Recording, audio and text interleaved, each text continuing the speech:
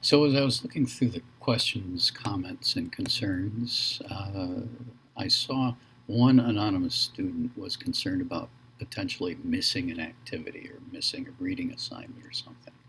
And it got me to thinking that, well, actually, there's a way to make sure that doesn't happen.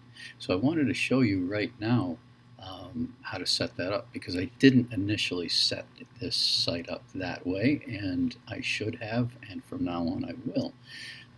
And let me show you how to do it. First of all, we're looking at the page that should be very familiar to you right now, and I have editing on. So with the course page open, not an individual activity or anything, but just with the course page open, I go to Course Administration and click on Edit Settings.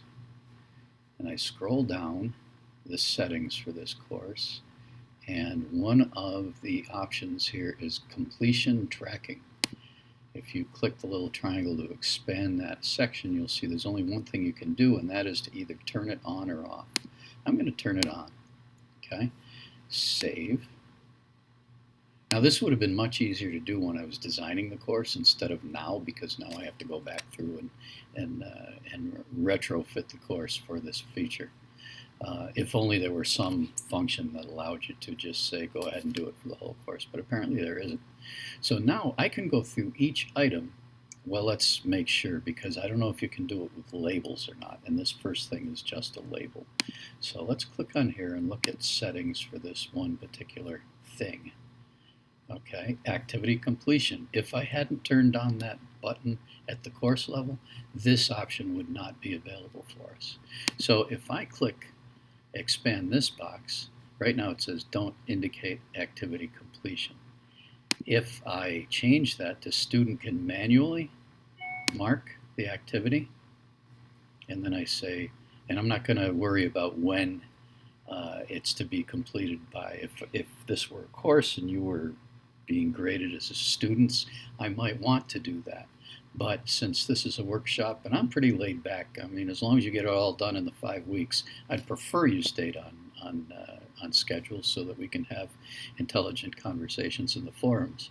But as long as you get it all done in 5 weeks, you will get credit for this workshop.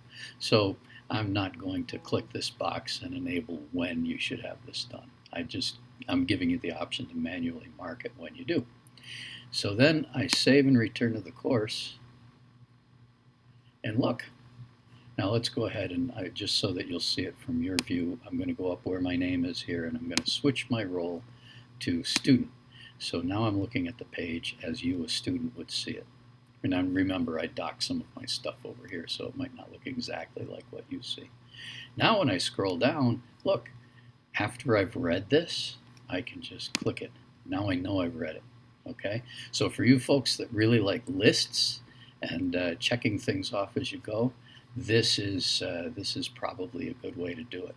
And once I finish this video, I'm going to go ahead and retrofit this course so that everything you do should have a little box here that you can click it off. And you're the only one who sees this. I don't see these boxes. This is just to help you. This is to click off your shopping list as you go through it.